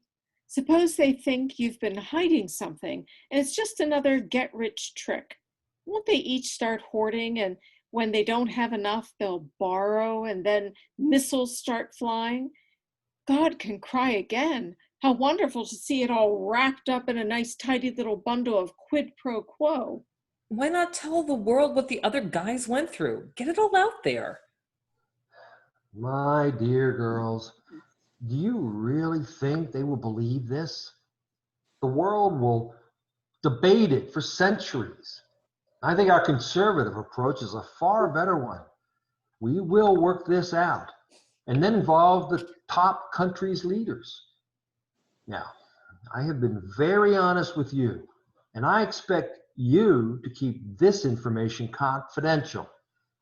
No more leaks. How about our field trip? We would like to stay here if there's more to come. I'll have to think about that. Why? We know what's going on. We can go later. You know, Professor Spicer, something about this just doesn't seem right. Are we getting the whole story? Who makes up the Big Five? Anyone we know? I doubt it. We have 5 who are well known in their fields, and also financial analysts, and we have... You said economist. Now, he's a financial analyst. How does he fit into this? I thought they were all scientists. We feel there are some financial implications. You mean like investments type stuff? Is this a Wall Street guy? Well, yes, but that doesn't really matter. Now, let's... I don't get this at all. What does he have to offer? Are you guys buying stock or cleaning up the air? What the hell is going on? More hiding? I don't like the tone of that. Where are you headed with this, Mad? I don't know, but somehow I don't see how they need a broker or whatever this guy is. How does he figure into clean air and water? Wait a minute. Wait a goddamn minute. I get it. Can we stop this now? Water. Bottles and more bottles of Boiling Springs water. We both wondered why there is so much of it for so few people, and you are on the board. Isn't that right? Holy shit. Are the 5 involved in buying into water companies? Is Is that why this financial guy is in the group? This has nothing to do with. You can't lose. They don't believe you, and the air doesn't get cleaner, and the water runs low, and you are all kings of the hill. You really are a deceitful son of a bitch. I don't have to listen to any more of this. You have no idea how complex this is. It is far beyond your comprehension and knowledge at this time in your careers. That may be true, but we don't need to have much comprehension to see how many people you can kill off as you get rich. Yeah, I can see how we can't figure that out. You really are a deceitful asshole. I don't have to take any more of this. Go ahead, write your story and see how many people believe it. One last point, and one I want you both to understand. I'm also the dean of this school, and you have both crossed the line and are, as of this moment, dismissed from the program. I will advise the board. Now, get out of here. Doesn't this bother you even one little bit? You really don't care if everything goes down the toilet as long as you go out in style. How low can you get? Don't you have any morals at all? You can't save a world that most likely has no intention of saving itself. We are at least giving it a chance. Leave your notes here. Take nothing with you. You're both dismissed. On what grounds? Insubordination, for starters, and let's tack on revealing classified information that you were repeatedly asked not to spread. Your tuition will be refunded if you are out of here in an hour. If not, no deal, and I will call security. Well, what do you think of that? I was right. He really is a son of a bitch. Brenda, this stinks, but we're not done yet. In fact, we're just getting started. He can take our notes and burn them for all I care. We have a lot of data in our computers. You are tenacious. I thought that a bunch of scientists working on cleaning up the air was a lot of crap. I wonder how we can get the tapes from the other broadcasts. I would love to hear what else was said. I'm sure they could shed some light on the... Wait a minute. Maybe we can. Really? How? Clarence works as a lab technician. He must have some access to the tapes. You think that he would... Let's see what our bathroom break brings. You think he could get us a copy? We now have the new locks. You mean Clarence can't get in? In? Blackout. Okay. Scene 4. The office of Tom Keller the next day. He has not yet arrived. Brenda, Maddie, and Roger are sitting in front of Tom's desk. They each have a cup of coffee. This coffee's not bad. Better than the labs. Guess we don't have to worry about that anymore. How did this guy sound, Roger? Pretty receptive. Those past messages helped to fill a big gap. I had a feeling we were missing something. This is really diabolical. What happens if he calls Aaron and finds out we've been thrown out? Then what? Let's take the one thing at a time. He seemed interested in hearing in the new fundraising approach. Fundraising approach? You told him we had one? You wanted this meeting, didn't you? The way to a politician's heart is through his wallet. We got our foot in the door. Let's see what you two can do now. You want out, Brenda? If you do, it's not too late to leave. Aaron may even let you come back without me. Aren't you concerned that your career may be over? I know I am. I'm scared as hell as to what may happen to me, but I'm also scared as hell as to what is going to happen to the world if we just sit on our hands and do nothing. 100 million lives before it was all over. Doesn't that bother you?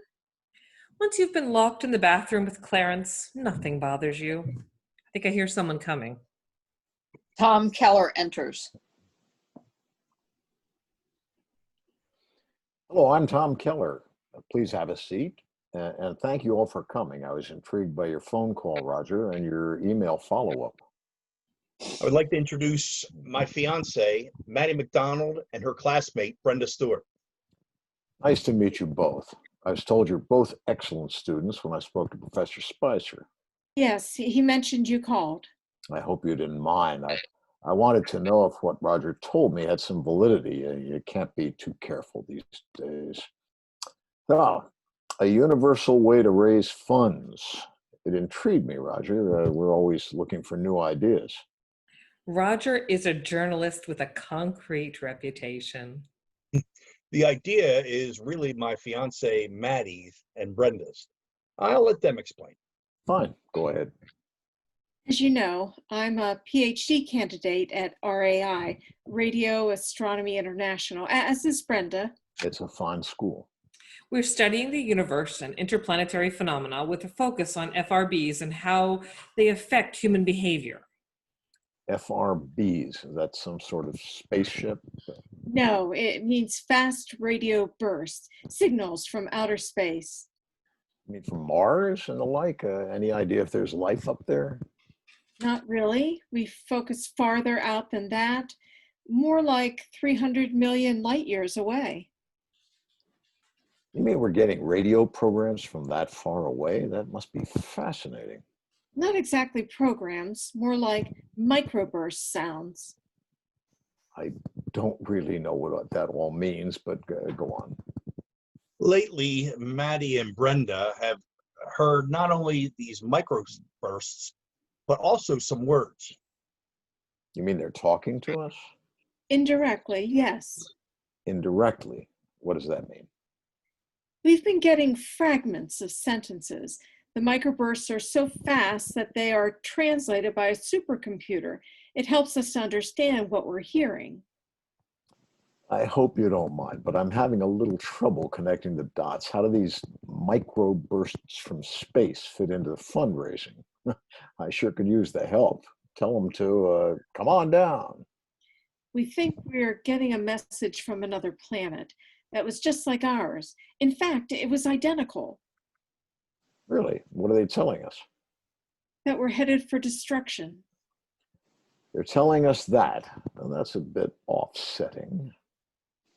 I know this may be a bit non-conventional, but please look at this. The column on the right shows what we heard, and the column in the middle, a 16-day gap between signals that repeat. The next column shows the year that corresponds to. Each gap is 10 years, starting in 1907, and as you can see, the events lead us to 2027. And look at the last message that came in a week ago. What does that mean? God cried. We're not sure, but we think the planet was destroyed after a nuclear winter. Are you telling me God sent this message? We're not sure who sent it. Maybe it was God. Okay, let me see if I get this. You're getting messages from some planet like ours. Identical. Okay, identical. And this planet blew itself up. Yes, that's our theory. And this is what you would like me to mount a fundraising platform on? Not really. We want you to believe what we're telling you. The message has to get out. We are sure that our world is headed in the same direction as the one we're hearing from. You are a credible voice. Well, thank you for that, but what am I supposed to do? Walk around in sackcloth and ashes with a "We Are Doomed" sign? Not sure that would raise 2 cents. This is not about fundraising. This is not about money at all. It's about life and death. Maybe yours and mine, which I think you will agree is a bigger issue. I see. So the fundraiser idea was just A way to get you to listen to us. sounds like Professor Spicer does not buy into this, or he'd be here. Isn't that correct? Well, yes, but that is another issue. I see. I'm sure you know that politicians don't take risks when trying to get reelected. We tend to stay with the taxes, defense spending, medical issues. We're really not into the doomsday consequences unless we're addressing the platform of our opponents. I don't think anyone would take me very seriously. Do you take this seriously? There's nothing to do with it. First question I always ask myself is what's in it for me? And frankly, I do not see where I gain anything by taking a chance like this. Again, let me ask, why are you doing an end run around Professor Spicer if this is so important? I really don't Will you see. give us another 5 minutes? I think we have some additional information that may change your mind about a lot of things. They have a tape that fills in some of the gaps from the spreadsheet. It won't take long. Please, from a constituent. I voted for you. A constituent, is it? Ah, okay. Okay. 5 minutes. That's it. I really have to get to a meeting. Before I start, may I ask one favor? What might that be? Whether you believe us or not, you will not call the school again. Agreed? Okay, agreed. Now let's get on with it. First, let me say that we know this concept is hard to believe, and we also felt Please, can we cut the preamble? I really have a tight schedule and Okay. On the spreadsheet are fragments of messages we received from a planet some 300 million light years away. yeah. We think it came from an identical or a parallel universe that was a mirror image of our own. Everything was the same. This planet was about to be destroyed, and we now have additional information. More messages. Yes, messages that we did not hear the first time. What does your professor have to say about these? Quite a bit. And that's why we're here. We found tapes with more information on different channels from those which we recorded. You found them? Were they hidden someplace? Let's just say they weren't made available to us. Why would that be? Well, that is another issue. Then where did you get these tapes? It was a so-called pillow acquisition. Enough said. Pillow. From whom? Not the professor, I hope. No, he's not my type. So let's leave that question unanswered for the time being, if you don't mind. What we have been hearing is that this planet went through a period of hyperheating caused by an excess of CO2 or other pollutants in the atmosphere. In fact, in one of the new tapes we heard that their average temperature was over 105 degrees worldwide for several years. Are you getting the idea? Not really. This just sounds like more of the global warming we've been hearing about for years. As you must likely know, our party does not support. Fuck your party. I beg your pardon. I really don't care for that sort of. Global warming is a scientific fact and not a political issue. Listen to what happened to the other planet's population. Do you think at the end they gave a good goddamn about their or anyone else's party? I do have other things to consider, like. Please, Congressman, we have both risked our careers on something that we think is bigger than us. How about you doing the same and stop shouting a party line? This is about the world and saving it. How about getting some balls and stepping outside of the jargon and listen to what we've heard? Wow. Well said, Brenda. I'm not sure I've ever had anyone accusing me of not having them. Well, maybe it's about time. Imagine when you look in your mirror every morning, will you smile and be pleased with what you see? Or when things get bad, and they will, you'll look at a dark mirror that will reflect the tragedy you could have stopped. I really do admire your passion, but really. Will you listen to the tapes? They are worth your time, Congressman. I can assure you. Strange as this may seem, what you hear could help with your re-election efforts. One last point, and then I'll shut up and we'll leave. Last year, our temperatures were the hottest ever recorded, and in fact, it went over 100 degrees in Antarctica. The heating on the planet had disastrous effects on their agriculture, but that was not the worst thing that happened. Please listen. Was the heating so catastrophic? I mean, we've had. No, that was not by itself. Then what was? They ran out of drinking water. What? Life-sustaining drinking water. Gone. Once the word got out that things were headed in a super drought direction, those with water started to hoard it. You know, like toilet paper. When those with water would not share, would not share it, the real trouble began. What kind of trouble? A nuclear war. What? A nuclear war over water? Come on. Those without started to invade those with. It was not one country, but many. You see, they really had no choice. How would you stop those mass invading forces that are dying of thirst? First, the African continent, and then the Middle East, and from there it was an all-out assault to get what you need to survive. Why nuclear weapons? What would you use? Sanctions? It was how they could inflict the most damage to the most people. After one country employed this strategy, everyone that could did. It was chaos. You really think this is what happened? I mean, that's a pretty frightening scenario. Yes, it is. And that's why we're here. We're frightened as well. Once all the firing stopped, the atmosphere was so damaged, it caused a nuclear winter. And that was followed by overheating since nothing was left to filter the sun's rays, and everything that was left was destroyed. And you heard all this on the tapes? Yes, and all we're asking you to do is listen as well. And to believe. And what happened to this planet? It's gone. These messages came from light years away and they abruptly stopped. Nothing? Jesus. We have something else to tell you that is another real concern. Just a minute. Are you telling me no one tried to stop this? You're in Congress. Does this surprise you? They did nothing? Before we answer that, let's talk about what is going on here. Presently, there are 5 scientists, some financial people, that know about these messages. Professor Spicer is included. They call themselves Scientists for Life.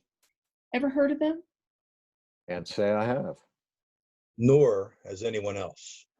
They're working on a solution to try to chemically get rid of the CO2, methane, and other pollutants before the worst happens. No, that's encouraging. They want to sell the technology once it's developed. So we know they are taking the messages seriously. I see. Not only that, one member of the group is a stockbroker. I don't understand why. They're buying stock and becoming board members of municipal water companies. What? How does that strike you? Well, I guess they have a right to do that. I mean, it's similar to investing in pharmaceutical companies that are developing vaccines. Without telling anyone else, when you listen to the tapes, you will find the other planet went the same route with the same players doing the same thing. They developed a way to clean the atmosphere and tried to sell it, but only if people conserved water. Did that work? No, most countries refused to pay for it as they thought it was just a way to enrich the coffers of the US. We guess, like your party, they didn't believe in the heating, so they just kept pumping CO2 into the atmosphere. Did the 5 hear what happened? That is why they invested in water suppliers. They know what's coming. This is concerning. Congressman Keller, the word has to get out. We need worldwide cooperation, not 5 guys with a strategy to get rich. But they heard that approach didn't work. This is why we need you. We're getting a warning. We have a chance to change direction. A strong voice is needed to stand up in our Congress and get them to agree to tell the world. Anyone will listen to me? Do you think anyone will listen to us? Why not start by subpoenaing the 5?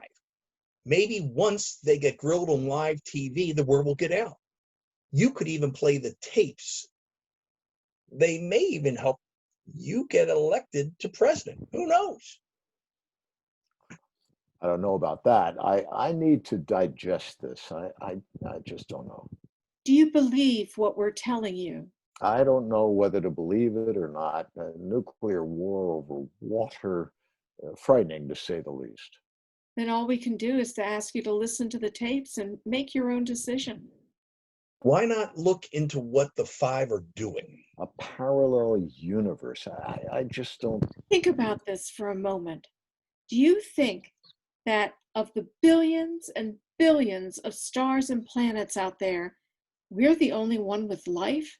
That's harder to believe than the messages from a parallel one. I'm not an overly religious man, but I'm sure someone's going to ask, how does God play into this? We don't know the answer to that. Maybe he or she would like to see at least one world survive. Here are the tapes Maddie and I have recorded and my acquired ones from an unknown benefactor. Once you've listened, please return them. Congressman, promise you'll listen to them, please. Of course. After what you've told me, how could I not? I thank you for bringing this to my attention. I'll also look into the, what you call them, scientists for life. Is that correct? I'm still not sure I believe all of it, but I'll try to keep an open mind. Thanks for your time. One last point. Maddie and I plan on having children someday. What would we be leaving them? What would you be leaving yours? I will listen, promise. Lights down on the office and lights up on Maddie, Brenda, and Tom seated at a table with 3 microphones on it. Another table with a microphone is directly across from them, and Aaron is seated at it. It is a joint session of Congress, and it has been going on for some time. Since you've all heard from the others in the Scientists for Life organization what they reluctantly offered, I'd now like to direct my comments to Professor Spicer as its founder. Professor, is it true that you all knew about the messages for some time and chose not to share them?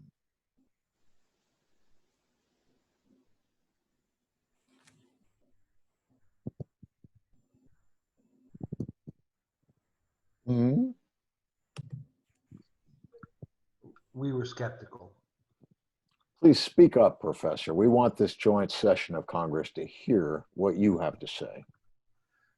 We were and still are somewhat skeptical. I see. But you were not skeptical enough to join the board but you were not skeptical enough to not join the board of 5 municipal water companies during the past 6 months. We just thought. You thought you better hedge your bet. Isn't that it? You don't quite understand. We are working to try to clean up the air. By joining water companies. That's a unique approach. I also understand you're lobbying NASA. That's unusual as well. We were trying to cover all bases. What did you want them to do? Let me answer that. How about making sure you got off this planet? Could that be it? We just thought that we would be better prepared as a nation if this happened and people could have a way to escape. And who would they be? Let me guess. The Scientists for Life, or are they just the selection committee? It's important the right people make these decisions. And I suppose your group may be the right people, is that correct? At this point, yes.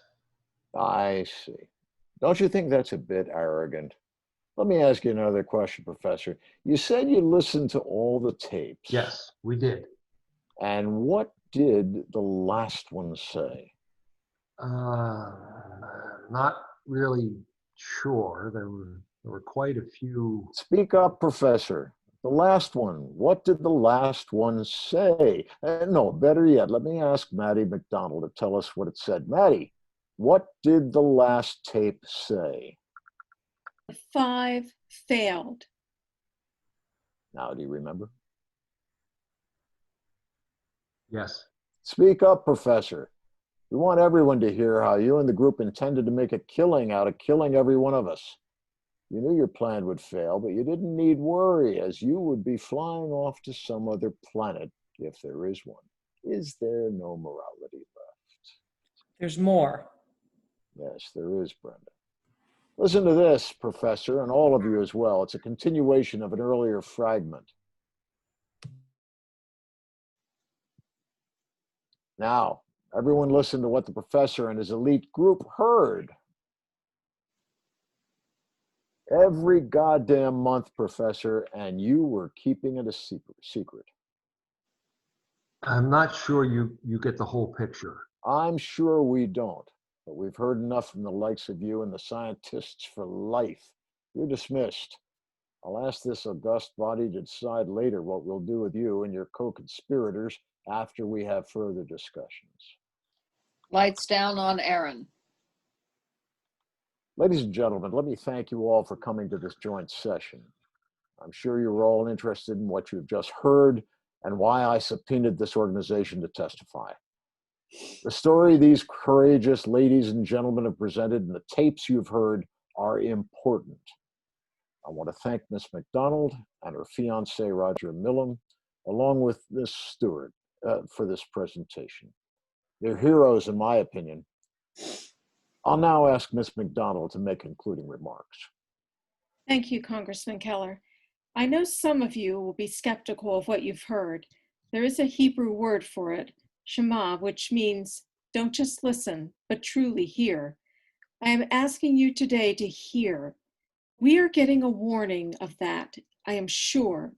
We have a chance to tell the world, you have heard the cliche tossed around that we are all in this together. Never was this more true. Scientists have determined that in our DNA, 99% of us are the same.